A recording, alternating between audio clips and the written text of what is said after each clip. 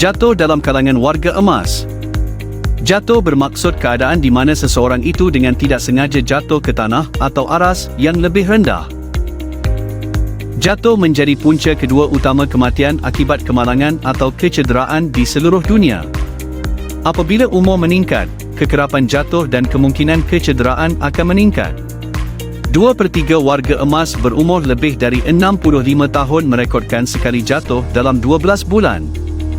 Di Malaysia, sehingga 19.1% warga emas melaporkan sekurang-kurangnya satu kejatuhan dalam tempoh 12 bulan sebelumnya. Antara faktor yang menyebabkan jatuh dalam kalangan warga emas adalah: yang pertama, faktor persekitaran di mana kurangnya pencahayaan, kawasan tidak rata, terdapat struktur seperti tangga atau bendul, permukaan lantai yang licin atau bersepah serta penggunaan permaidani di rumah. Faktor yang kedua pula, lemah otot dan kurang keseimbangan. Otot juga akan lemah seiring peningkatan usia. Ini menjejaskan kekuatan dan keseimbangan kita yang boleh menyebabkan jatuh. Kelemahan otot disebabkan oleh kekurangan senaman fizikal, artritis, rheumatika polymyalgia, gangguan keradangan yang menyebabkan sakit otot dan kekakuan, dan penyakit lain. Keseimbangan yang lemah boleh disebabkan oleh kelemahan otot, strok dan penyakit Parkinson atau oleh kesan sampingan ubat-ubatan tertentu. Faktor yang ketiga, pening atau pengsan. Punca pening yang paling biasa ialah hipotensi postural, iaitu penurunan tekanan darah daripada baring ke duduk atau dari duduk ke berdiri yang disebabkan oleh dehidrasi, penuaian sistem peredaran darah, penyakit Parkinson atau ubat-ubatan untuk merawat tekanan darah tinggi. Masalah telinga dalam seperti keradangan bahagian telinga dalam dan vertigo, degupan jantung yang laju, perlahan atau tidak teratur, dehidrasi dan anemia turut boleh menyebabkan pening. Faktor yang keempat pula ialah masalah kesihatan fizikal dan mental serta penglihatan. Penyebab lain jatuh termasuk berdiri terlalu lama, terutamanya di tempat panas atau sesak, tekanan darah rendah, gula darah rendah dan masalah kaki. Diabetes, kekurangan vitamin atau kebas pada kaki menghalang orang tua daripada merasakan kaki mereka di atas lantai dan kemudiannya jatuh. Demensia, hilang ingatan dan kekeliruan boleh menjejaskan keupayaan orang tua untuk menilai risiko terjatuh, mencegah dan mengenal pasti bahaya semasa berjalan.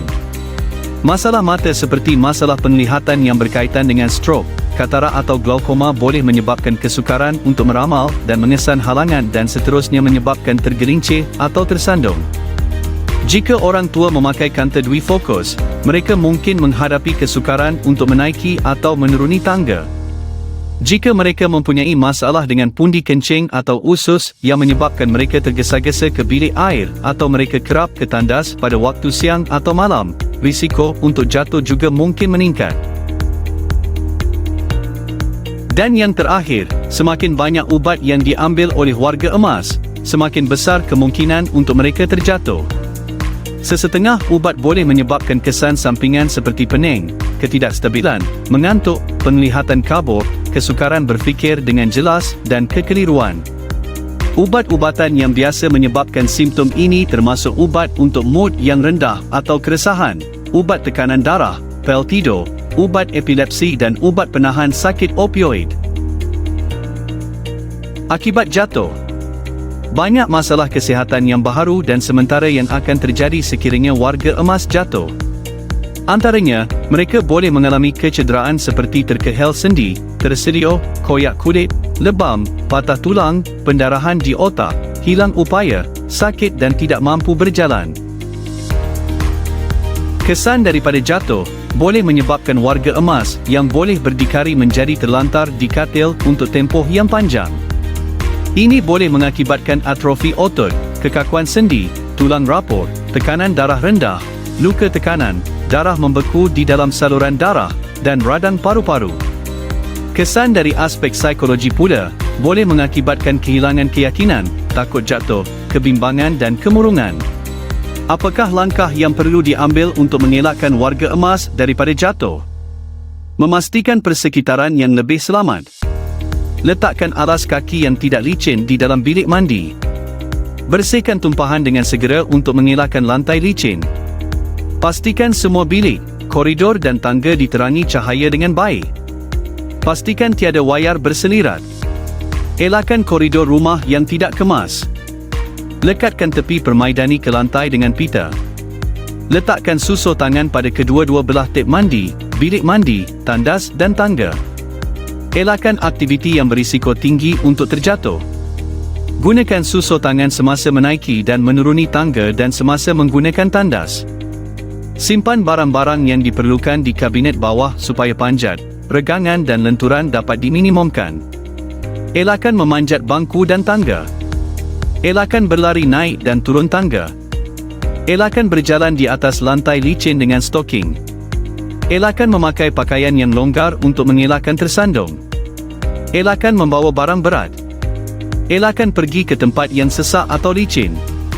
Amalkan penjagaan diri dan keselamatan yang baik. Pakai kasut yang sesuai dan selesa dengan tapak yang tidak licin. Kerap memotong kuku jari kaki dan menjaga kaki mereka. Gantikan tapak getah tongkat yang sudah haus. Pusingkan badan dan kepala mereka perlahan-lahan. Kekalkan gaya berjalan yang stabil pada setiap masa. Tunggu kenderaan berhenti sebelum keluar dan masuk dari kenderaan. Perlahankan kelajuan semasa bangun dari katil. Elakkan minum terlalu banyak air sebelum tidur supaya tidak bangun berkali-kali pada waktu malam.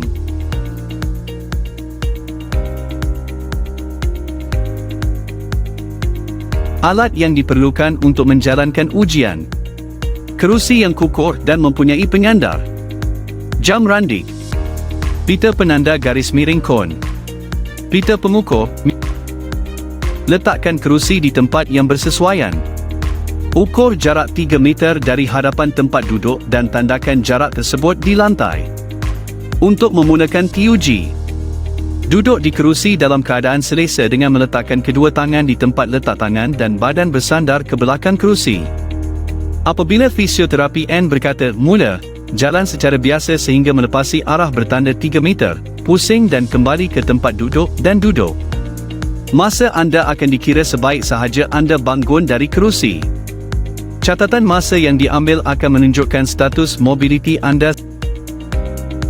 Saya akan set masa, bila once bangun, saya akan terus dia lah, start Saya tengok dulu saya buat macam mana. So, bangun. Pusing, kena pusing macam ni.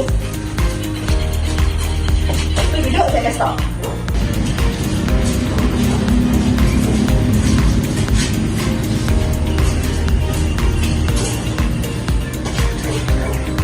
Okey.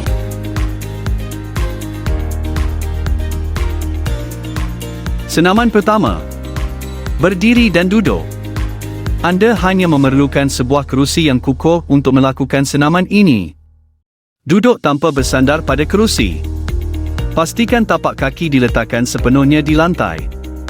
Mula berdiri dan duduk semula sebanyak 5 kali dalam satu set senaman. Lakukan sebanyak 3 set. Senaman ini boleh dilakukan 3 kali sehari dan boleh ditambah baik dengan menambah jumlah set. Bagi mereka yang memerlukan bantuan untuk berdiri, tangan boleh diletakkan di tempat letak. Tangan bagi memudahkan proses senaman. Senaman 2. Kawat ketika duduk. Dalam posisi yang sama, mula kawat dengan kiraan 20.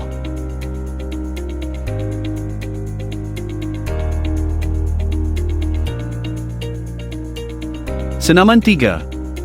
Kawat ketika berdiri. Pegang sesuatu yang kukuh. Contoh, kerusi kayu garis miring pintu grill. Mula kawat dengan kiraan 20. Letakkan kerusi di belakang anda untuk duduk jika memerlukan rehat semasa senaman. Senaman 4. Ia hanya memerlukan 2 botol air kecil. Dalam keadaan duduk, pegang 1 botol setiap tangan kemudian bengkokkan siku dan luruskan. Ulang sebanyak 10 kali bagi 1 set. Anda boleh ulang senaman ini untuk 1 hingga 3 kali sehari. Senaman 5. Shoulder press. Dengan masih memegang botol air tadi, buka dada anda. Siku dibengkokkan. Angkat kedua-dua tangan ke atas dan turunkan, ulang sebanyak 10 kali untuk 1 set. Anda boleh ulang senaman ini untuk 1 hingga 3 kali sehari.